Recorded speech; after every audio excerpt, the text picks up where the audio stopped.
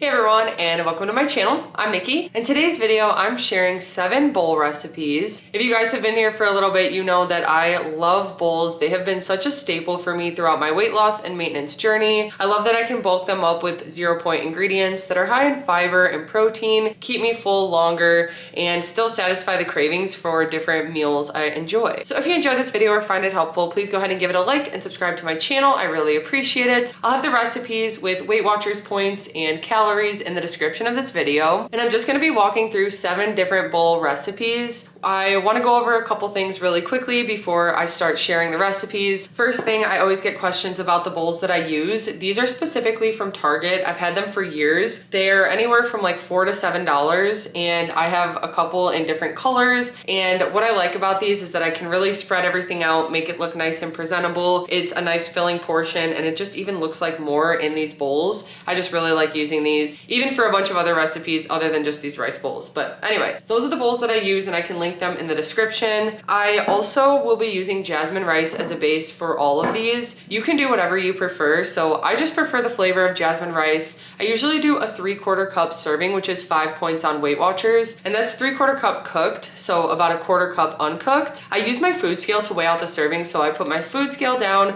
I put the bowl on it and zero it out, and then I scoop in the rice. It's about 135 grams usually. So if I'm adding extra carbs, sometimes I'll add like potatoes or something, then I'll take out some of the rice, or sometimes if I'm feeling more hungry, maybe I'll do a 6-point portion, but usually I do 5 points, and I just prefer the jasmine rice. Again, you can do whatever you prefer if you want to do cauliflower rice or lettuce or pasta or anything, even like quinoa, couscous. I've used a bunch of different bases, but I really prefer to do the jasmine rice. So do what works for you, but hopefully this video gives you some inspiration to kind of mix up flavors. I like to just take meals that I enjoy and turn them into bowls. So some of the ones I'll be making in this video include like a chicken salad bowl, a meatball sub bowl, and a chicken pot pie bowl. Like I said, the recipes will be in the description. So let's go ahead and get started with some bowls.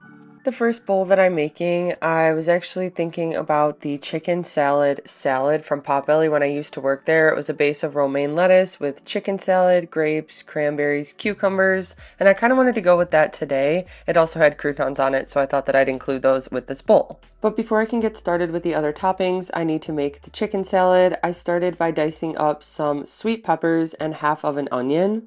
And you can mix up whatever vegetables you'd like to mix in. If you like celery or a different type of pepper or onion, that definitely works. This is just what I had on hand today. Then I've got some shredded rotisserie chicken breast. This is just from Walmart, and I'm just using my hands to kind of break it into smaller pieces because there are some big chunks in there. If it was plain chicken, I would add some seasonings, but because this is already seasoned, I don't need to add anything other than the mayo and the non-fat plain Greek yogurt. I find it's just easiest to use my food scale to weigh out the mayo and Greek yogurt, although I don't really have an accurate measurement for the Greek yogurt because I end up adding more to match it to the consistency that I want. And it doesn't matter much for tracking because the Greek yogurt is 0 points, but the mayo isn't, so that's why I use my food scale for sure to weigh that out. Then whenever I track jasmine rice, I usually track the cooked portion, which is about 3/4 cup or around 135 grams. Right now I had my bowl on my food scale to measure out that weight. And we pretty much always have prepped rice in the fridge, so that's just what I'm using. It's in a container in the fridge, and I just scoop it out and heat it up in the microwave. So while I'm heating the rice in the microwave, I get the other toppings cut up. I've got some cucumber here and then some red grapes. Like I said, cranberries would also be a good topping, although those aren't 0 points, so I decided to go with grapes today. Then I take the bowl out of the microwave because the rice is heated up, so I add a good portion of the chicken salad. This is about 1.5 servings here. I've got some cucumbers, the grapes, and then I also had some pickled onions that I added. Then, like I said, this kind of reminded me of the chicken salad that I used to get, and that had croutons on it, so I wanted to add some croutons for some crunch, as well as a little bit of an Italian seasoning on top. And everything mixed together is so good. The salty with the sweet and then the pickled red onions, it's all a perfect combination for 7 points.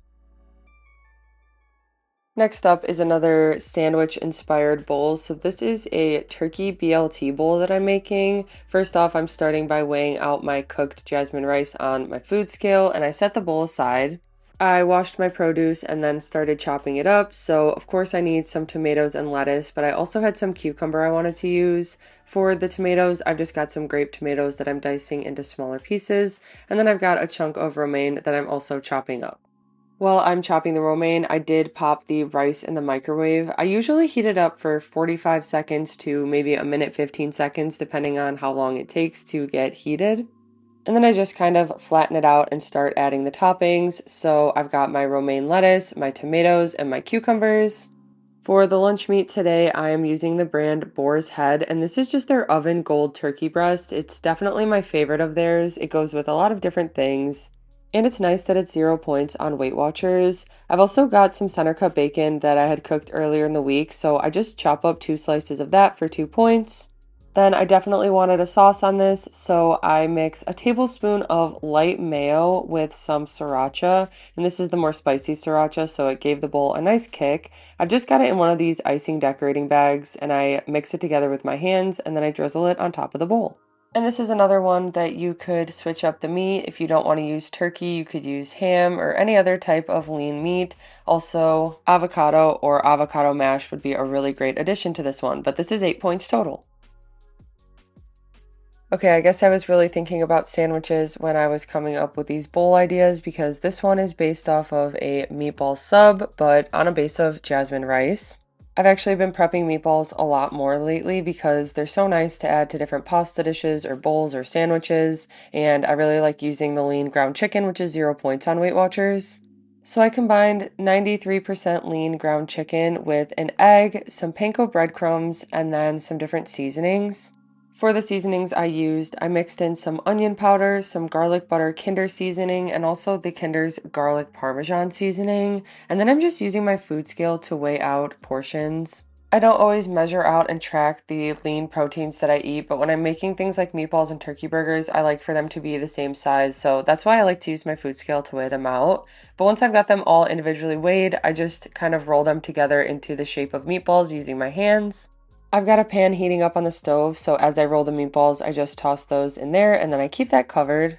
I continue to check the meatballs every couple minutes, just kind of flipping them and moving them around, but then I'm also getting the onions and peppers ready that are going to be a topping on this bowl. So I diced up a half of an onion and then a green bell pepper, and I've got a separate pan that I start sauteing that on the stove. And it works out well. I can just go back and forth between moving the meatballs around and stirring up the veggies to let them cook. Then I'm going to be adding a red sauce to the tomatoes, just like a meatball sub. So I've got a can of tomato paste here. I add to a bowl with some water, about a cup of water. And I find it's easiest to combine it using a whisk like this. So I whisk that together and start to add some seasonings like garlic salt, roasted garlic and herb seasoning, and some onion salt. And I just mix that together to combine it. Then once the meatballs are done, I can add the sauce to them. So I just dump it directly into the pan with the meatballs and I let that heat up for a couple more minutes until it's simmering. Then it's time to assemble the bowl, so I've got my base of 3/4 cup cooked jasmine rice and I just heated that up in the microwave. To that I add a good portion of the grilled peppers and onions. Then I've got the meatballs I'm also adding and I scoop a little extra sauce on top as well.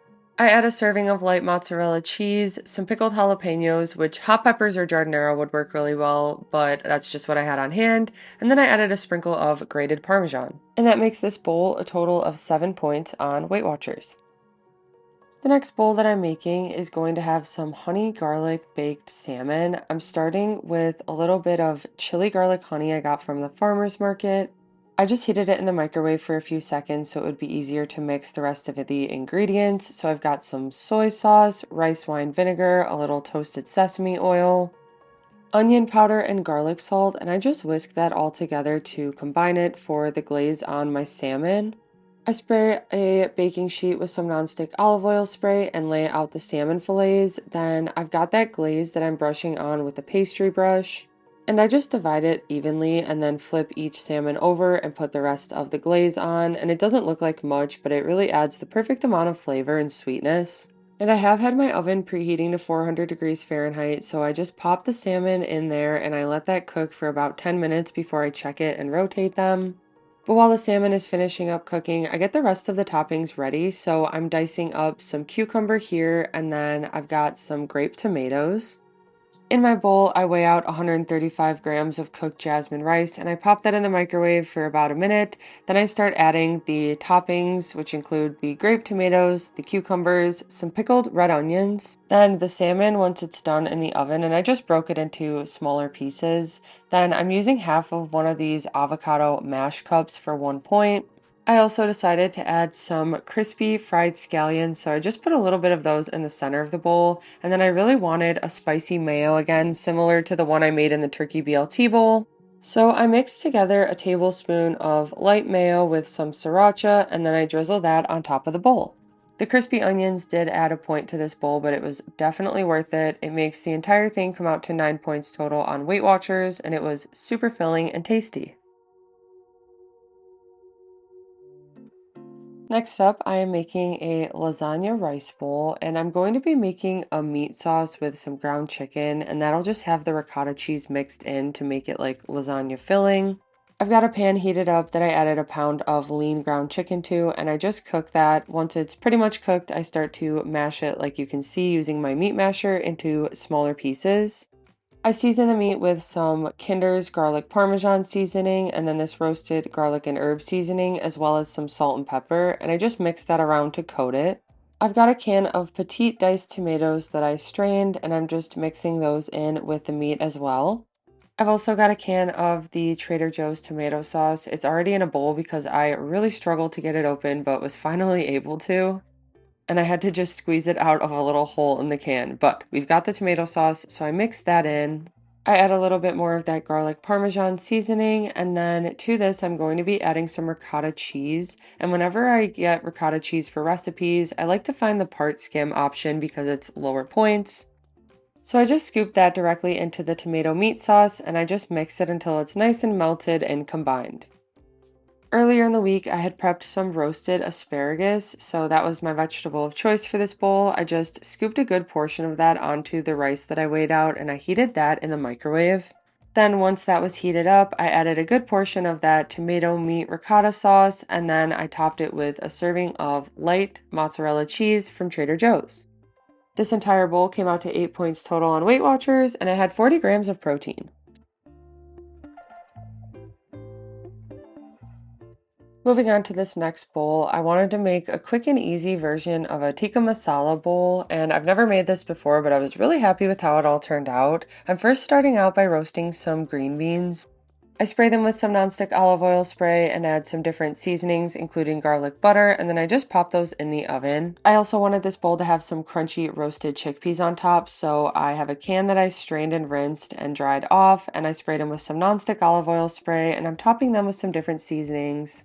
I add some garlic and onion powder and paprika, and I also put those in the oven to roast. And I just continue to check on these things, shaking them around every few minutes while I get the rest of the ingredients prepped. So now I'm dicing up a red bell pepper with an orange bell pepper, and I'm just cooking those in a pan with some olive oil spray until they get soft. Then getting started on the actual tikka masala, in a pan, I chop up one onion, and I let it cook, continuing to stir it until it gets translucent.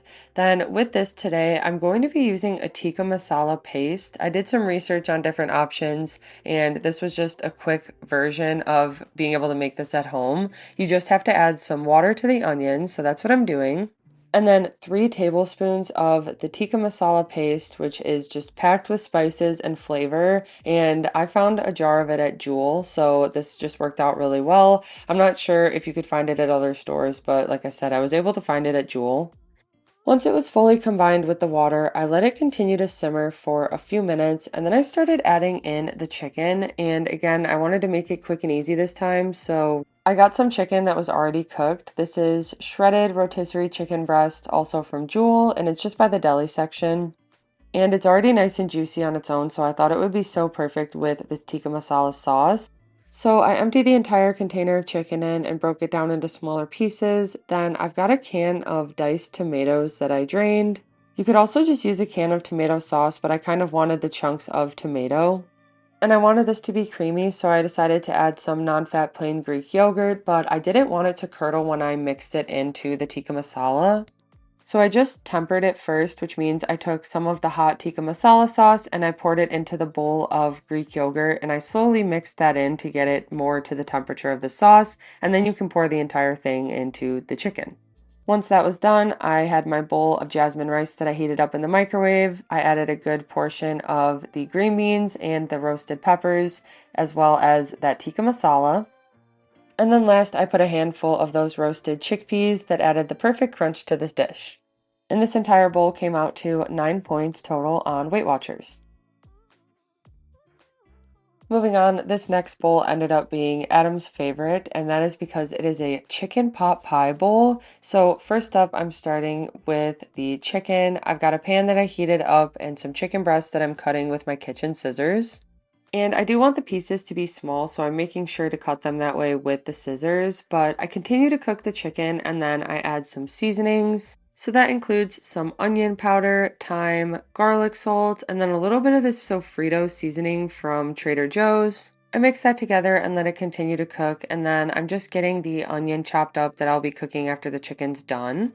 I'm also going to be adding some cottage cheese later on, so I just want to get that blended while the chicken is cooking. I just use my handheld blender here to do that.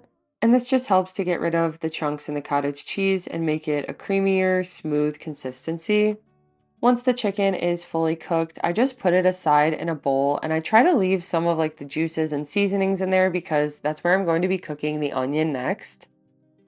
I let the onion cook for a few minutes. I just continue stirring it, and then to make a roux and make this a thicker sauce later on, I add 2 tablespoons of flour and just mix it to combine and kind of coat that onion. Then you can use chicken stock. I decided to use chicken bone broth, which does add points, but also a lot more protein. So I just slowly add that in. And I kind of just whisk it together with the onion and let it continue to simmer so that it starts to thicken up until I've poured the entire thing of chicken broth in there. Then I add some pepper and those same seasonings from before, some thyme, onion powder, garlic salt, and that sofrito seasoning.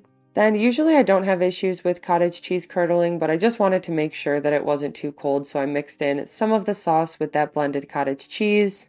Then I took it off the heat because it had thickened up, and I mixed in that blended cottage cheese. I had a frozen pea, carrot, green bean, and corn mix that I just heated up in the microwave. I've got about 2 cups, and so once that's heated, I mix it in with that creamy sauce, as well as the cooked chicken. And that's everything for the actual chicken pot pie filling, and I decided to divide this into 3 portions. It was definitely a large portion, and 4 would be what I would normally do, but we were extra hungry today, so that's what we had. I topped it with a serving of wheat Ritz crackers, and then that made this bowl a total of 10 points on WeightWatchers.